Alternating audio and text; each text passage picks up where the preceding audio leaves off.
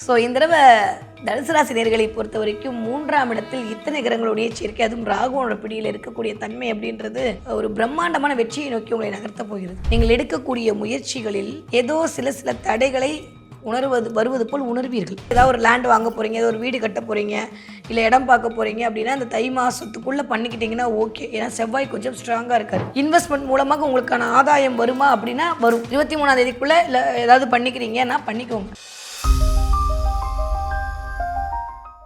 உலகெங்கும் உள்ள ரெட்ரோ ஆன்மீகம் நேர்களுக்கு வணக்கம். நான் உங்கள் வித்யா கார்த்திக். ஒவ்வொரு மாதமும் எனக்கு யூனிக்காக ஸ்பெசிஃபிக்காக மாத பலன்கள் பார்த்துக்கிட்டே வரோம் இல்லையா? இப்போ தான் ஆரம்பித்த மாதிரி இருந்தது இந்த ஜனவரி 1. அதுக்குள்ளேயும் இந்த ஒரு மாதம் முடிஞ்சு அதுக்குள்ளேயும் பிப்ரவரி மாதம் இனிதே மலர தொடங்கி விட்டது. ஒவ்வொரு ராசிக்காரர்களுக்கும் இந்த பிப்ரவரி மாதம் என்னவெல்லாம் செய்ய காத்திருக்கிறது அப்படின்னு பார்த்தோன்னா, என்ன மேடம் முழுங்கி பேசுகிறீங்கன்னா வேறு வழி இல்லை. இந்த தடவை கொஞ்சம் முழுங்கி தான் பேசுகிற மாதிரி இருக்குது.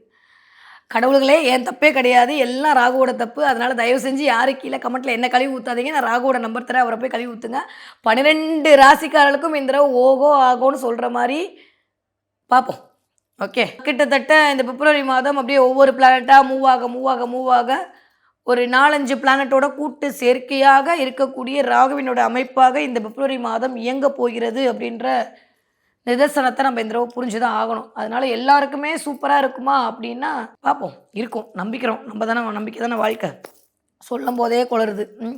என்ன ஆக போகுதுன்னு தெரில. பிப்ரவரி மாதம் யூஸ்வலி நான் ரொம்பலாம் அப்படியே பயமுறுத்தலாம் மாட்டேன். பட் ஆனால் இந்த தடவை கொஞ்சம் கவனமோடும் விழிப்போடும் இருக்க வேண்டிய மாதமாகத்தான் ஒவ்வொரு ராசிக்காரர்களுக்கும் அமைய காத்திருக்கிறது. சரி வாங்க பார்ப்போம். முதலையே எதுக்கு பயத்தெல்லாம் காட்டிக்கிட்டு பிளானட்டரி பொசிஷன் எப்படி இருக்குது அப்படின்னு பார்த்தா உங்களுக்கே ஒரு கிளாரிட்டி வந்துடும். ஆல்மோஸ்ட் எப்பயும் போல் 12ஆம் வீட்டில் சனி அப்படியே ஜாலியாக ஜிம்கானாவாக உட்காந்துருக்காரு. இந்த பக்கம் 5ஆம் வீட்டில் கேதுவும் சிம்ம வீட்டில், அதே மாதிரி 11ஆம் வீட்டில் கும்ப வீட்டில் ராகுவும் உட்காந்துருக்காங்க. ஓகே, எனக்கு என்ன ஒரு நல்ல விஷயம்னா இந்த தடவை ஆரம்பிக்கும் போதே என்ன பிரச்சனையாக இருந்தாலும் நான் பார்த்துக்கிறேன் அப்படின்ற மாதிரி முருகனுடைய தைப்பூசத்தோடு ஆரம்பிக்கக்கூடிய இந்த மாதம் அப்படின்றது எனக்கு தெரிந்து எப்பா முருகா நீ காப்பாத்திரு அப்படின்னு சொல்லக்கூடிய மாதமாகத்தான் இருக்கிறது.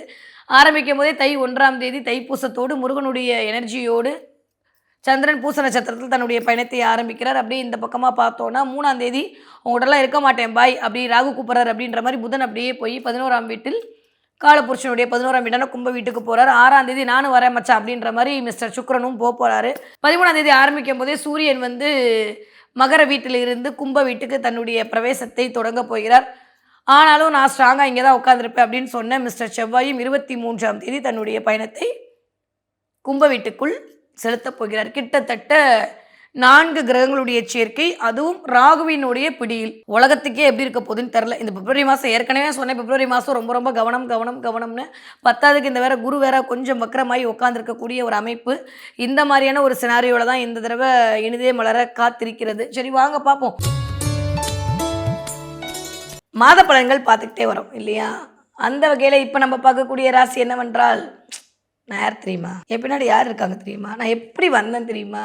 நான் சுயப்புடா, எனக்கு நீ அடையாளத்தை நானே உருவாக்கினேன் அப்படின்னு சொல்லக்கூடிய தன்னைத்தானே செதுக்கி கொண்டிருக்கக்கூடிய தனுசு ராசி நேயர்களுக்கு இந்த பிப்ரவரி மாதம் எப்படியெல்லாம் இருக்க போகிறது, என்னவெல்லாம் பண்ண போகிறது, என்னதாயா நடக்க காத்திருக்கு. 2ஆம் இடத்துல இத்தனை கிரகம் கும்மி அடிச்சுட்டு போய் நல்லா தான் இருந்துச்சு, சும்மா தான் சொல்லக்கூடாது. இப்போ 3ஆம் இடத்துல இத்தனை கிரகம் போய் உட்காந்துருக்கு. ஆல்ரெடி 3ஆம் இடத்துல ராகு பயம் இருந்து என்னென்னமோ எங்களை லீலையெல்லாம் பண்ணி அங்கே இங்கேன்னு அலைக்கழிச்சிட்டு தான் இருக்கான். அலைச்சல் பெருமலைச்சலாக ஓடிட்டுருக்கு தனுசு ராசிக்காரர்களுக்கு. எப்போ என்ன பண்ணும், எப்போ டைவர்ஷன் வரும்னு தெரியாத மாதிரி டைவர்ஷன்லேயே ஓடுது வாழ்க்கை. இந்த மாதமாவது நல்லா இருக்குமா அப்படின்னு பார்த்தோன்னா இந்த மாதம் அதோட நல்லா இருக்க போகுது. போன மாதத்தை கம்பேர் பண்ணும்போது தனுசு ராசிக்காரர்களுக்கு இந்த மாதம் பார்ப்போம். எல்லாமே ராகுவினுடைய பிடியில் இருக்கக்கூடிய அமைப்பு அப்படின்னு ஒன்று இருக்குல்ல. பட் ஆனால் அங்கே கேதுன்ற ஒரு நட்சத்திரம் இருக்குது. தலைவர் எடுத்து தூக்கி சாப்பிட்ருவார். 10ஆவதுக்கு சுக்கிரனுடைய நட்சத்திரம் இருக்குது. ராகுவை ஈஸியாக அபேஸ் பண்ணுவார். ஆனால் இந்த உத்திராடம்னு அந்த சூரியனுடைய நட்சத்திரம் இருக்குது பார்த்தீங்களா, அது நான் பெருசானு கொஞ்சம் காட்டும். அது மட்டும்தான் ஓரளவுக்கு அப்படி லைட்டாக கொஞ்சம் ஒரு மாதிரி கிரியேட் ஆக போதே தவிர மற்றபடி எல்லாம் நல்லா தான் இருக்கும். ஏன்னா மேடம் திடீர்னு நட்சத்திர பலனுக்கு போயிட்டீங்கன்னா நட்சத்திர பலனுக்குலாம் போகலாம். ஜஸ்ட்டு நான் உங்ககிட்ட ஒரு சொல்கிறேன், ஒரு கிளாரிட்டிக்கு, ஒரு புரிஞ்சுக்கிறதுக்கு சொல்கிறேன். ஸோ இந்த தடவை தனுசு ராசி நேர்களை பொறுத்த வரைக்கும் 3ஆம் இடத்தில் இத்தனை கிரகங்களுடைய சேர்க்கை, அதுவும் ராகுவோட பிடியில் இருக்கக்கூடிய தன்மை அப்படின்றது ஒரு பிரம்மாண்டமான வெற்றியை நோக்கி உங்களை நகர்த்த போகிறது. போன மாதம் நான் ரொம்ப கவனமாக இருக்கணும், பார்த்துருங்க எல்லாம் சொன்னேன். இந்த மாதமும் அதே தான் சொல்ல போகிறேன். ஏன்னா என்ன எப்படி இருந்தாலும் சரி, எல்லாம் கொடி கொடியாகவே பணம் இருந்தாலும் நான் அடிக்கடி சொல்கிற விஷயந்தான். உங்கள் குலதெய்வம் உங்களுக்கு அருள் பாவனை செய்யாவிட்டால் எந்த தெய்வமும் செய்யாது. அதே மாதிரி உங்கள் ராசிநாதன் உங்களை வந்து ஸ்ட்ராங்காக இல்லை அப்படின்னா, என்ன பிளான்ட் என்ன கொடுத்தாலும் ஓரளவுக்கு அது வந்து போதலையே அப்படின்ற மாதிரியான ஒரு எண்ணத்தை வெளிப்படுத்தும். மீன்ஸ் நாட்டு வேறு பிளான்ட் கொடுக்காதுன்னு சொல்ல, நம்மளுக்கு அந்த மாதிரியான ஒரு தாட் ப்ராசஸ் க்ரியேட் ஆகும். ஏன்னா குரு எல்லாமே ஜாதகர் தான், நான் சொல்லிக்கிட்டே இருக்கேன். அப்போது தனுசு ராசிக்காரங்க யார்? குருனா ஜாதகர். அவர் வக்ரமாக இருக்கும்போது நம்மளுக்கு மைண்டில் வக்ரமான பிளான்ட் எப்படி இருக்கும்னு நான் ஆல்ரெடி உங்களுக்கு சொல்லியிருக்கேன். அது ஒரு மாதிரியான ஒரு நிலையில்லாத தன்மையில் இங்கேயும் அங்கேயும் டான்ஸ் ஆடிக்கிட்டே இருக்கும். அப்போ இந்த தடவை நம்ம மனசும் இப்படி எப்படி டான்ஸ் ஆட போகுது. இதுவா அதுவா, பண்ணலாமா வேணாமா, நல்லா இருக்குமா இருக்காதா, ஏன் எனக்கு இப்படிலாம் இருக்குது, ஏதாவது ஒரு மீட்டிங் போனால் கூட போவோமா வேணாமா, சும்மா சும்மா போய் மரியாதை கெட்டு போயிடுமா, திடீர்னு போகணுன்னு தோணும், அடுத்த நாள் காலையில் எழுந்திரிச்சு பார்த்தா வேணான்னு தோணும். இந்த மாதிரியான ஒரு மன சஞ்சலம் அப்படின்றது இந்த ஒரு மாதம் லைட்டாக எட்டி பார்க்கலாம். எட்டி பார்க்கறதுக்கான வாய்ப்புகளை வந்து க்ரியேட் பண்ணி கொடுக்கும். ஏன்னா 5ஆம் வீட்டு அதிபதியும் ராகுவோடு சேர போகிறார். அதனால் கொஞ்சம் கவனமாக இருக்க வேண்டிய காலகட்டமாகத்தான் இருக்கிறது. ஓகே, குரு வக்ர நிவர்த்தி இந்த பிப்ரவரி மாதம் அடிச்சுட்டுன்னு தனுசு ராசிக்காரர்களுக்கு என்ன தான் இருந்தாலும் தான் வீட்டை தானே பார்க்கறதுனால பெருசாக தனுசு ராசிக்காரர்களுக்கு ஒரு நெகட்டிவான சினாரியோ கிரியேட் ஆகாது. பட் ஸ்டில் உங்களுடைய ஜனனகால ஜாதகத்தில் உங்களுடைய ராகுவோட பிளான்ட்ரி பொசிஷன் எப்படி இருக்குன்றது ரொம்ப ரொம்ப இம்பேக்ட் பண்ணும் இந்த தடவை. ஏன்னா 3ஆம் இடம் அப்படின்றது நாட் ஓன்லி சின்ன விஷயம் இல்லை, இருக்கிறதுலே ரொம்ப வலிமையான ஒரு பிளேஸ். அதனால தான் அது தைரிய வீரிய விஜயன்னு இழுத்துக்கிட்டே போனாங்க. கிளியர். உங்களுக்கான சக்தி, ஆகர்ஷண சக்தி, உங்களுக்கான ஆன்மீக சக்தி, உங்களுக்கான அண்ட சக்தி, உங்களுக்கான அணுசக்தி, உங்களோட உயிர்ப்பு சக்தி எல்லாமே இந்த 3ஆம் இடம். எனர்ஜி வேவும் 3ஆம் இடம் தான். ஸோ இந்த இடத்துல போய் இத்தனை கிரகங்கள் இருக்கும்போது ஒரு மாதிரி லேசின்னு சொல்ல முடியாது, டயர்டாக ஃபீல் ஆகும் உடம்பு.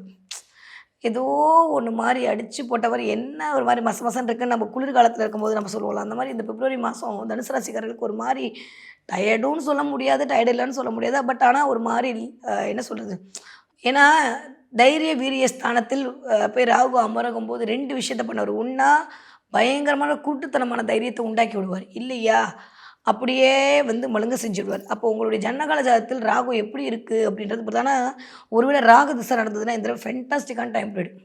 ஏன்னா 3ஆம் இடம் தான் கம்யூனிகேஷன். யாரெல்லாம் வாயால் பிழைக்கக்கூடிய தொழில் செய்து கொண்டிருக்கிறீர்களோ, யாரெல்லாம் வாத்தியார் இருக்கீங்களோ, யாரெல்லாம் மார்க்கெட்டிங் ஃபீல்டில் இருக்கீங்களோ, யாரெல்லாம் ஜோதிடராக இருக்கீங்களோ, யாரெல்லாம் வந்து கம்யூனிகேஷன் ஃபீல்டில் இருக்கீங்களோ, யாரெல்லாம் வந்து டெலிகம்யூனிகேட் பண்ணி அவங்களுக்குலாம் சூப்பரான டைம் பீரியட் இந்த தடவை தனுசு ராசிக்காரர்களுக்கு ரொம்ப நல்லா இருக்குது. ஓகே, ஸோ வாயால் பிழைக்கக்கூடிய தொழில் செய்யக்கூடிய அத்துணை பேருக்கும் இந்த தடவை ரொம்ப நல்லா இருக்குது. யாரெல்லாம் ரியல் எஸ்டேட் பண்ணிகிட்டு இருக்கீங்களோ, ஃபுட் இண்டஸ்ட்ரியில் இருக்கீங்களோ, கொஞ்சம் கவனம் தேவை. ஒருவேளை உங்களுடைய ராகு நல்லா இருக்கிற பட்சத்தில் இந்த ரியல் எஸ்டேட் நீங்கள் எதிர்பார்க்காத அளவுக்கு ஒரு பூமை கொடுக்கும். நிறையா பேருக்கு ஏன் இந்த ரியல் எஸ்டேட்டை சொல்கிறேன்னா, 4ஆம் இடத்துல போய் சனி அமர்ந்து கொண்டிருக்கிறார். ஸோ சனியோட பொசிஷன் ரொம்ப ரொம்ப இம்பேக்ட் பண்ணும். அர்த்தாஷ்டம சனியாகவே இருந்தாலுமே பெருசாக நெகட்டிவாக கொடுக்க போகிறது இல்லை தனுசு ராசிக்காரர்களுக்கு. என்ன இந்த ஒரு மாதம் ஃபுல்லாக யார் பிரச்சனை, நமக்கு நம்ம தான் பிரச்சனை, வேறு யாரும் பிரச்சனை இல்லை. உங்களுக்கு நீங்கள் தான் பிரச்சனை. ஏன்னா உங்களுக்கே தெரியும், நான் ஏற்கனவே சொன்ன மாதிரி காய்ச்சலுக்கு போனால் என்ன போடணுன்றது டாக்டரை விட அதிகமாக தெரிஞ்சு வச்சுருக்கக்கூடிய ஆள் யாருன்னா தனுசு ராசிக்காரங்க தான். ஏன்னா அது வீடே குரு வீடு தான், அது நெருப்பு ராசி வேறு. 1க்கு 10 இன்ஃபர்மேஷன் யார்கிட்ட இருக்கும் அப்படின்னா தனுசுக்கிட்ட தான் இருக்கும். தனுசுலாம் உங்களுக்கு ஃப்ரெண்டாக அமைச்சிட்டா இவர் லக்கி ஃபெலோ, அப்படி தான் நான் சொல்லுவேன். நம்மளுக்கு தான் யாரும் அமைய மாட்டுறாங்க. ஓகே, பட் ஸ்டில் சொல்கிறேன், அந்தளவுக்கு ஒரு ஹேண்டிலிங் பவர், ஒரு டேட்டா கலெக்டிங் எல்லாத்தையும் தெரிஞ்சு வச்சுக்கிறது, எல்லா இடத்துலையும் சில விஷயங்களை வந்து அத்துப்படியாக வச்சுக்கிறது எல்லாமே தனுசு தான். அப்படிப்பட்ட தனுசு ராசிக்காரர்களுக்கு இந்த தடவை குரு வக்ரமாகும் போது நிறைய டைலமாஸ் கிரியேட் ஆகும் மென்டலி. அதை ஹேண்டில் பண்ணுறதே ஒரு பெரிய டாஸ்க்காக இருக்கும். அதனால் என்ன பண்ணலாம்னா, இந்த மாதம் அமைதியாக இருந்துருவோம். 28 நாள் தானே, எத்தனையோ மாதம் அமைதியாக இருந்துட்டு ஒரு மாதமும் இருந்துட்டோன்னு வச்சுக்கோங்களேன். அதுக்கப்புறம் நம்ம ஆள் சரியாக போயிடுவார். அப்புறம் நம்ம கெத்த காலத்துக்கு விட்டு எப்பயும் போல் வான்னு விளையாடலாம். ஓகே, நிறைய பேரை கூப்பிட்டு வச்சு அட்வைஸ் பண்ணலாம். ஓகே, ஸோ தனுசு ராசிக்காரர்களுக்கு இந்த தடவை மன ரீதியாக எழக்கூடிய குழப்பங்கள் கொஞ்சம் அதிகரிக்கலாம். ஏன்னா மேடம் 3ஆம் இடத்துக்கும் மனசுக்கும் என்ன மேடம் சம்மந்தம், இது கொஞ்சம் வேறு மாதிரியான சினாரியோ. அதனால் வந்து நான் அது ரொம்ப டீப்பாக எடுக்க வேண்டாம். அது எடுத்தால் அது ஒரு 10 மணி நேரம் ஓடும் கிளாஸை. நம்ம நார்மலாக புரிஞ்சுக்கோங்க. நீங்கள் எடுக்கக்கூடிய முயற்சிகளில் ஏதோ சில தடைகளை வருவது போல் உணர்வீர்கள் அவ்வளோதான். சில பேருக்கு சில தடைகள் எட்டி பார்க்கலாம். அப்போ முயற்சியே பண்ண வேணாமா இந்த மாதம், பெட்டர். எதாக இருந்தாலும் ஏதாவது ஒரு லேண்ட் வாங்க போகிறீங்க, ஏதோ ஒரு வீடு கட்ட போகிறீங்க, இல்லை இடம் பார்க்க போகிறீங்க அப்படின்னா இந்த தை மாதத்துக்குள்ளே பண்ணிக்கிட்டிங்கன்னா ஓகே. ஏன்னா செவ்வாய் கொஞ்சம் ஸ்ட்ராங்காக இருக்கார். ஸோ 12ஆம் வீட்டு அதிபதி ஸ்ட்ராங்காக இருக்கும்போது, அதுவும் 2ஆம் வீட்டில் இருக்கும்போது இந்த 2-12 தான் வந்து உங்களை இயக்கும்னு ஆல்ரெடி நான் சொல்லிக்கிட்டே இருக்கும்போது, இன்வெஸ்ட்மெண்ட் மூலமாக உங்களுக்கான ஆதாயம் வருமா அப்படின்னா வரும். 23ஆம் தேதிக்குள்ளே இல்லை ஏதாவது பண்ணிக்கிறீங்கன்னா பண்ணிக்கோங்க. அதுக்கு மேலே போகும்போது தயவு செஞ்சு வேண்டாம். கொஞ்ச நாள் வெயிட் பண்ணுவோம். பிப்ரவரி மாதம் தாண்டி குரு வக்ர நிவர்த்திலாம் அடைஞ்சு முடிச்சதுக்கப்புறம் நம்ம மார்ச்லேயோ ஏப்ரல்லையோ அதெல்லாம் பார்த்துக்கலாம். அது வரைக்கும் கொஞ்சம் நிதானமே பிரதானமாக இருக்க வேண்டிய நேரமாகத்தான் இருக்கிறது. கொஞ்சம் அப்படியே வக்ரமாக இருந்த குருவும் ஒரு மாதிரி மூச்சு விட்டு வக்ர நிவர்த்தி அடைந்த பிறகு ஒரு மாதிரி வேணால் ஒரு பூஸ்ட் வரும் உள்ளுக்குள்ளே. ஸோ ஏப்ரல் வரைக்கும் கொஞ்சம் தனுசு ராசிக்காரர்களுக்கு சில செலவுகளும் சில எதிர்பாராத சம்பவங்களும் சில வேலை இழப்புகளும் திடீர்னு வேலை வருமானமும் எல்லாமே திடீர் நடக்கும். திடீர் நடக்கும். அன்எக்ஸ்பெக்டடாக நடக்கும். நிறைய பேருக்கு சில விஷயங்கள் டக்குன்னு முடியும். சில பேருக்கு இழுத்துக்கிட்டே போகும். இந்த கோர்ட்டு கேஸு வம்பு வழக்கெல்லாம் அப்படியே முடியாதுன்னு நினச்சவங்களுக்கு கூட திடீர்னு அதுவாக வந்து கூடி வந்து பேசி வந்து ஒரு விஷயத்த முடித்து ஒரு சமாதானத்துக்கு போயிடுவாங்க. இன்னும் சில பேருக்கு இது இவ்வளோதான் சின்ன விஷயம் அப்படின்னு நினச்சாங்கன்னா அது பெருசாக அப்படியே இழுத்துட்டு போகும். நான் திரும்ப சொல்கிற மாதிரி உங்கள் டிபெண்ட்ஸ் அப்போ உங்களுடைய நேட்டல் ஹாரோஸ்கோப்பில் என்ன பொசிஷன் இருக்குது, பிளானட்டரி பொசிஷன் இருக்குது, அது இந்த கோச்சார கிரகங்கள் எப்படி உறையும் போது என்ன மாதிரியான நிகழ்வுகள் நடக்கிறது அப்படின்றத பொறுத்து இந்த ராகு இம்பேக்ட் பண்ணுவார். ஏன்னா இந்த மாதம் என்பது பலன் சொல்கிறது ரொம்ப டஃப்பாக இருக்குது எனக்கு பொறுத்த வரைக்கும். ஏன்னா ராகுனுடைய பிடியில் இத்தனை கிரகங்களுடைய ஒரு அமைப்பு, இது எல்லாமே ஒரு மனுஷனுடைய வாழ்வியலே உய்விக்கக்கூடிய கிரகங்கள் இல்லையா? ஸோ இந்த தடவை தனுசு ராசிக்காரங்களுக்கு அப்படியே கூட்டி கழித்து செம்ம டக்குன்னு பாயிண்ட் சொல்லணும்னா மனசை கொஞ்சம் கண்ட்ரோலாக வச்சுக்கணும். தேவையில்லாமல் டிஸ்டர்பன்ஸ் இயலும். ஆனால் அது கொஞ்சம் நாளைக்கு தான். நம்மளே 3 மணி நேரம் அதுக்கப்புறம் அப்படி இருக்க மாட்டோம் இல்லையா? இப்போ பிளான்ட் மட்டும் அப்படியே இருந்துருமா? ஒரு 23 நாளுக்கு அப்புறம் சரியாக போகுது. அதனால் அதை பற்றி பெருசாக ஒன்றும் ஒரி பண்ணிக்க வேணாம். ஸோ தனுசு ராசிக்காரர்களை பொறுத்த வரைக்கும் தேவையில்லாமல் நீங்களும் குழப்பி அடுத்தவங்களையும் குழப்பி இருக்கிறவங்களையும் டென்ஷன் ஆக்கி அம்மாவோட சண்டை போட்டு மிக முக்கியம் அம்மாவை வம்புக்கு இழுத்து இந்த வேலையெல்லாம் பண்ணாமல் இருந்தீர்களே ஆனால் பூஸ்ட்டு ஹார்லிக்ஸு போன்விட்டா கிடைக்கும். இல்லைன்னா எதுவுமே கிடைக்காது. அது குட்டி குழந்தையாக இருந்தாலும் சரி, பெரிய ஆளாக இருந்தாலும் சரி. கிளியர்? ஓகே. ஸோ தனுசு ராசிக்காரர்களை பொறுத்த வரைக்கும் இந்த தடவை கொஞ்சம் வம்புழுக்காமையும் வம்புக்கு போகாமையும் இருக்க வேண்டிய நேரமாகத்தான் இனிதே மலர காத்திருக்கிறது. ஒரு வாரத்தில் சொல்லி முடிச்சிட்டேன். சரியா? நீங்களே மற்றதெல்லாம் ஃபில் பண்ணிக்கோங்க. ஓகே. படிக்கிற பிள்ளைங்க எப்படி படிப்பீங்க? சூப்பராக படிப்பாங்க. படிப்பு வித்யாஸ்தானத்திற்கான அதிபதி ரொம்ப நல்லா இருக்கார். ஆமாம், வக்ரமாயி உட்காந்துருக்காரு. தான் வீட்டுக்கு தானே பார்வை கொடுக்குறாரு. அப்போ பிள்ளை எப்படி படிக்கும்? யோசிச்சு நான் ஏ போட போனேன், ஆனால் பி போட்டேன்னு வந்து வீட்டில் சொல்லும். சரி பரவாயில்லப்பா, அது உன் பிரச்சனை இல்லை, குரு பிரச்சனைன்னு வந்து என்ன மாதிரி அம்மாமார்கள்லாம் மன்னிச்சு விட்டிங்கன்னா பரவாயில்ல, இல்லைன்னா கொஞ்சம் கஷ்டம்தான். அதனால் 10வது வரைக்கும் படிக்கக்கூடிய தனுசு ராசி குழந்தைங்கள யாரும் எதுவும் சொல்லக்கூடாது. ஓகே? அப்படி ஏதாவது சொன்னாங்கன்னா கீழே என் நம்பர் இருக்குது, எனக்கு ஃபோன் பண்ணி சொல்லுங்கள் குழந்தைங்களா. ஓகே? அதனால் இந்த ஒரு மாதம் நம்ம சாமிக்கு விட்டுறலாம். இப்படி தான் நம்ம பல மாதம் விட்டுட்ருக்கோம் இல்லையா? இந்த ஒரு மாதத்தையும் சேர்த்து விடுவோம், ஒன்றும் தப்பு கிடையாது. ஓகே. 20 வயதுலேருந்து 40 வயது இருக்கக்கூடிய தனுசு ராசிக்காரர்களுக்கு பொருளாதார ரீதியாக சில மேன்மைகள் வரும். பட் பொருளாதாரத்துக்காக சில விஷயத்தை மேற்கொள்ள போகிற இடத்துல கவனமாக இருக்கணும். இன்வெஸ்ட்மெண்ட்டு தயவு செஞ்சு இப்போதைக்கு வேண்டாம். கொஞ்சம் அமைதியாக வெயிட் பண்ணுங்கள். ஆஃப்டர் 23க்கு மேலே டிசைட் பண்ணிக்கலாம். கொஞ்சம் குரு வக்ர நிவர்த்தி அடையட்டும். அது பக்கம் எதாக இருந்தாலும் பார்த்துக்கொள்வது என்பது சரியாக இருக்கும். இல்லை தேவையில்லாத ஆட்கள்கிட்ட மாட்டிக்கிட்டு காசை கொடுத்து ஏமாறுற மாதிரியான சிலாரியோ உருவாகிடும். மிகுந்த கவனம் தேவை. ஓகே. மற்றபடி வீட்டில் வந்து பெருசாக நெகட்டிவான விஷயங்கள் எதுவும் இல்லை. ஹெல்த்தில் மட்டும் ரொம்ப கவனமாக இருக்கணும். ஏன்னா சுகஸ்தானத்தில் போய் சனி அமர்ந்திருத்தல், 3ஆம் இடத்துல போய் இத்தனை பிளானட்டோடைய ஒரு சஞ்சாரம், நிறைய ட்ராவல் பண்ணுறது, நிறைய ஷார்ட் ட்ராவல் பண்ணுறது, நிறைய அலைச்சலாக இருக்கிறது, அதன் மூலமாக டயர்டாகிறது. இந்த நர்வ் சிஸ்டம், இஎன்டி எல்லாம் 3ஆம் இடம் தான். நிறைய பேருக்கு த்ரோட்டு கட்டுறது, தொண்டை கட்டுறது, சளி பிடிக்கிறது, கோல்டு வந்தாலுமே த்ரோட்டு தான் பிரச்சனை. அப்போ பேச முடியாமல் போகிறது, தொண்டை கட்டுறது மாதிரி சில சினாரியோ தனுசு ராசிக்காரர்களுக்கு எட்டி பார்க்கலாம். கொஞ்சம் ஹாட் வாட்டரை யூஸ் பண்ணுங்கள். வேறு வழி இல்லை. இந்த மாதம் அப்படி தான் இருக்க போகுது. ஓகே. 40 வயதுலேருந்து 60 வயது இருக்கக்கூடிய தனுசு ராசிக்காரர்களுக்கு இந்த தடவை நிறைய நல்லவே எல்லாம் வெட்டி பார்க்க போகிறது. நிறைய நிலம்புலம் வாங்குறதுக்கான வாய்ப்புகள் இருக்குது. கட்டின வீட்டை அப்படி நின்றுருக்கேன் திரும்ப எடுத்து கட்டுறதுக்கான வாய்ப்புகள் இருக்குது. பாதியில் விட்ட விஷயம்னா இந்த நேரத்தில் ஆல்மோஸ்ட் எனக்கு தெரிஞ்சு இந்த ராகுதசை குருதசையெல்லாம் எட்டி பார்க்கக்கூடிய சினாரியோ வந்துடும். அப்போ அது நல்லா தான் இருக்குது. குருதசை இருக்கும்போது மட்டும் கவனமாக இருக்குது. ராகுதசை இருந்ததுன்னா அல்டிமேட்டான காலம் தான். அப்படி கெத்த காலத்துக்கு விட்டு போயிட்டே இருக்கலாம். கவலையே விட வேண்டாம். தொட நினைத்தது அனைத்தும் வெற்றி. ஓகே. 60 தாண்டிய தனுசு ராசிக்காரர்கள் உடலில் பெருத்த கவனம் தேவை. கால் சம்மந்தப்பட்ட இடத்துல ரொம்ப கவனமாக இருக்கணும். அது காஃப் மசில் கிட்ட கொஞ்சம் பெயின் வரலாம்.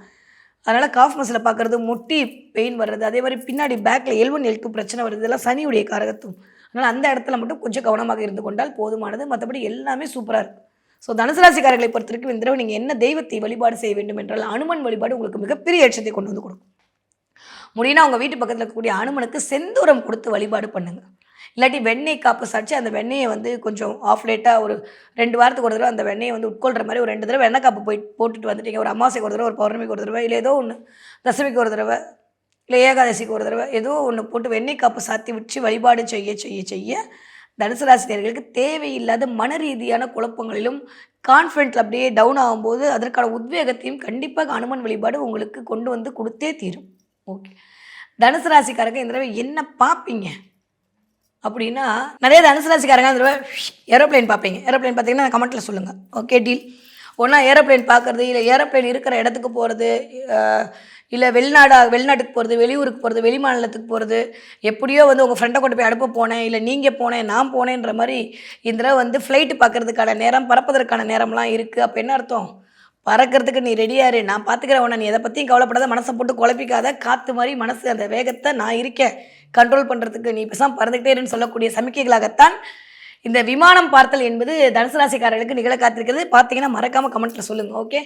நிறைய தனுசு ராசிக்காரங்க இந்த தடவை ஃப்ளைட்டில் போகிறதுக்கான வாய்ப்பெல்லாம் கூட உருவாக்கி கொடுக்கும். திடீர்னு எதிர்பார்க்கல, திடீர்னு ஃப்ளைட்டில் போகிறது, இல்லை ஃப்ளைட் இருக்கிற இடத்துக்கு போகிறது, இல்லை அங்கே அந்த மாதிரியான சில விஷயங்கள் வந்து உங்களுக்கு நிகழ்கிறது. சும்மா போகும்போது ஏதாவது ஒரு ஃப்ளைட்டு பொம்மை பார்க்குறது, அதை வாங்கிட்டு வந்து வீட்டில் வைக்கிறது அப்படின்ற மாதிரி இந்த விமானத்தோடு கனெக்ட் ஆகிறதுக்கான வாய்ப்புகள்லாம் உண்டு. இல்லை வெளிநாடு, வெளி மாநிலம், வெளியூர் சார்ந்த மக்களோட ஒரு கனெக்டிவிட்டி உருவாகிறது, அவங்க மூலமாக அவங்களுக்கான ஒரு நல்லவை எல்லாம் தேடி வர்றதுன்ற மாதிரி இந்த சூப்பராக இருக்குது. தனுசு ராசிக்காரர்களுக்கு பெருசாக கவலைப்பட்டுக்க வேண்டாம்.